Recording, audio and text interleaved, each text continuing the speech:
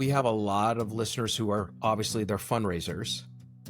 And as someone who was new to the nonprofit world and then realized you have to do the fundraising stuff, how comfortable was that for you to move into that and start asking people for money? And how did you evolve yourself around feeling comfortable about fundraising and then excelling in that?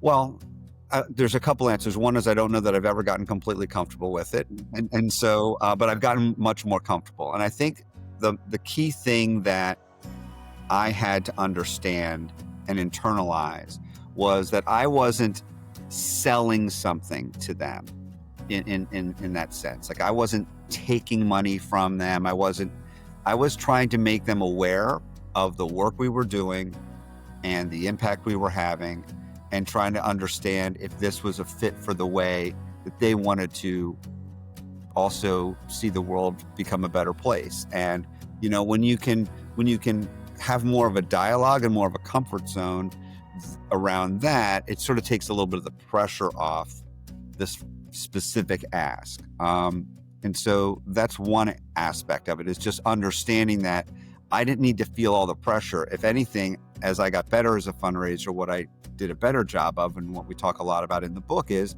just learning how to ask the right questions and getting the donor or partner to talk about what motivates them, what they care about. Then you can come back to them and say, you mentioned X.